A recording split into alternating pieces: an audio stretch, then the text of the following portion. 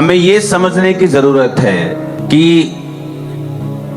जो कुछ आपको चाहिए वो सारा कुछ इस पवित्र बाइबल में मौजूद है। आपको स्पिरिचुअल तरक्की चाहिए, आपको फिजिकल हीलिंग चाहिए, आपको फाइनेंशियल बरकत चाहिए, आपको फैमिली की ब्लेसिंग चाहिए, वो सारा कुछ बाइबल में मौजूद है। लेकिन उसको प्रैक्टिकली अपनी लाइफ में लागू कैसे करना है और उसका फायदा कैसे लेना है, वो बहुत से क्रिश्चियंस को मालूम नहीं है। क्योंकि जो कुछ परमेश्वर ने उनके लिए अवेलेबल किया है उसका वो फायदा नहीं उठा रहे, और वही संघर्ष जो अन्य जातियों की लाइफ में है वही संघर्ष क्रिश्चियन लोगों की लाइफ में भी है। क्योंकि उनको लगता है कि वो भी संघर्ष कर रहे हैं और मैं भी संघर्ष कर रहा हूं, क्योंकि हमारा देश, हमारा मोहल्ला एक ही है, हमारा प्रोफेशन एक ही है। क्योंकि देश की इकोनॉमी खराब है, फलाने देश की आज मंदी चल रही है, अमेरिका में मंदी चल रही है, तो इस अमेरिका में मंदी चल रही है क्योंकि मेरे देश में मंदी चल रही है, इसलिए मेरे सामने वाले बंदे का भी वही प्रोफेशन है, वही बिजनेस है, मेरा भी वही है, हम दोनों में मंदी चल रही है। लेकिन वचन क्या कहता है? अगर आप बाइबल को ध्यान से पढ़े तो वचन कहता है कि जब अब्राहम के समय में मंदी पड़ी, इसहाक के समय में मंदी पड़ी, तो वचन कहता है अब्राहम और इसहाक 100 गुना फलों को लेके आए, वहां की सरकारों से भी अधिक वो अमीर हो गए और ब्लेस्ड हो गए, और उन फैमिन का, अकाल का और मंदी का उनके जीवन और उनके परिवार के ऊपर 1% भी फर्क नहीं था। रीजन क्या था? अगर आप इन व्यक्तियों को ध्यान से पढ़े तो रीजन ये था कि ये व्यक्ति परमेश्वर के वचन को अच्छी रीति के साथ जानते थे और समझते थे, और ये परमेश्वर के वचनों के साथ जुड़े हुए थे। हालेलुया। जब आप वचन के साथ ज्यादा समय बिताने लगते हैं तो परमेश्वर देखता है कि ये मेरे लिखे हुए वचनों के साथ बहुत समय बिता रहा है। तो आप नोटिस करेंगे जो लोग बाइबल ज्यादा पढ़ते हैं उनको दर्शन भी ज्यादा आने शुरू होते हैं, सपने उनके चेंज होना शुरू जब आप बाइबल पढ़ने लगते हैं। क्योंकि लिखित वचन को पढ़ने से आपका जो आत्मिक एटमॉस्फेयर है आपकी लाइफ का, वो चेंज होना शुरू हो जाता है। आप अपनी सोल को फीड करना शुरू कर देते हैं। कई बार जब कुछ दिनों तक आप खाते नहीं, आपकी बॉडी में एक बेचैनी फील होती है, आपको कमजोरी फील होती है, क्योंकि आपने बहुत दिनों से खाया नहीं, या आपने मिस कर दिया, आप बिजी हो गए। और उसी तरह से आत्मा की जो सोल है, जो आपकी स्पिरिट है, उसका खाना बाइबल है। कई बार आप बिजी हो गए और आपने बाइबल पढ़नी बंद कर दी, आप देखेंगे आपकी आत्मा में, सोल में एक अजीब सी बेचैनी होती है। जब आपकी जो सोल है, आपकी स्पिरिट है, उसका खाना वचन है, प्रेयर नहीं है, फास्टिंग नहीं है, वचन उसका खाना है। जब आप वचन को नहीं खाते, उसको फीड नहीं करते, एक अजीब सी बेचैनी आपकी लाइफ में रहती है।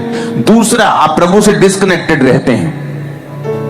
जब आप बाइबल को नहीं पढ़ते हैं तो होता क्या है कि जो अगुवाई परमेश्वर ने आपको देनी होती है, और एक संतुष्टि जो शरीर की होती है, जैसे जब आप अच्छी तरह से डाइट को फॉलो करते हैं, आपका शरीर जब हेल्थी फील करता है, आपको अंदर से एक संतुष्टि फील होती है कि आज मैं बहुत हेल्थी फील कर रहा हूं। उसी तरह से आपकी स्पिरिट जब हेल्थी फील करती है और संतुष्ट और कंटेंट फील करती है, फिर वो एक्यूरेट पोजीशन में होती है कि वो परमेश्वर की बात को सुन सके।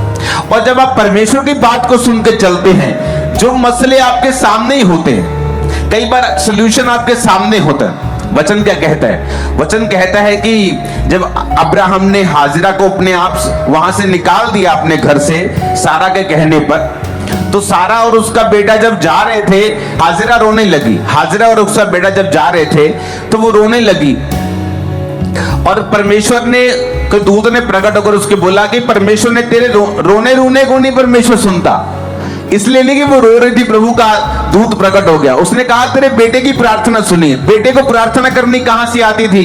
क्योंकि वो अब्राहम के साथ रहता था।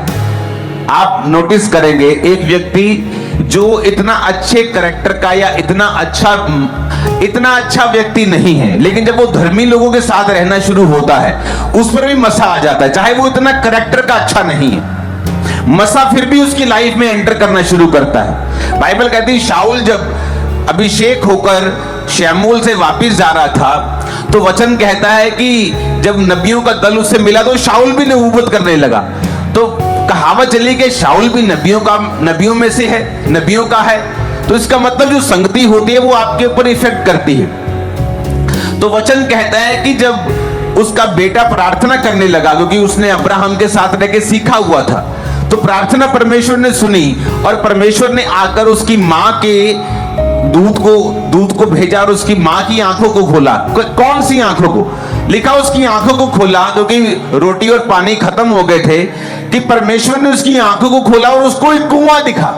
वो कुआं तो पहले भी वहां मौजूद था, ऐसा तो नहीं था कि कुआं तब परमेश्वर ने नया पैदा कर दिया। सोल्यूशन वहीं पे था, जिंदगी वहीं पे थी, लेकिन वो जिंदगी तक वो पहुंच नहीं पा रही थी। उसका रीजन ये था कि उसकी आंखें बंद थी। आंखें बंद होने का कारण यह था कि परमेश्वर को पुकारा नहीं गया था। और उसके बेटे ने जब प्रभु को पुकारा, जब परमेश्वर को अपनी लाइफ में इनवाइट किया, कैसे इनवाइट करते हैं आप? प्रार्थना से। कैसे इनवाइट करते हैं? वचन के साथ जुड़ के। और लिखा जब उसकी आंखें खुली तो वो पानी वहीं पे था। होता क्या है जब आप बाइबल पढ़ते हैं, आपकी स्पिरिचुअल आईज ओपन हो जाती, तब वो सॉल्यूशन आपके सामने ही होता है, आपके आसपास ही होता है, लेकिन आपको कभी दिखता नहीं। आप सफर करते रहते हैं, खिंचते रहते हैं, आप दुखी हो जाते हैं, क्योंकि वो सॉल्यूशन आपको दिख नहीं रहा, क्योंकि आपने अपनी जिंदगी में परमेश्वर को इनवाइट नहीं किया हुआ, आप बाइबल के साथ नहीं जुड़े हुए, आपने प्रार्थना को अपनी जिंदगी में महत्व नहीं दिया हुआ। कितने मेरी बातों को समझ रहे हैं?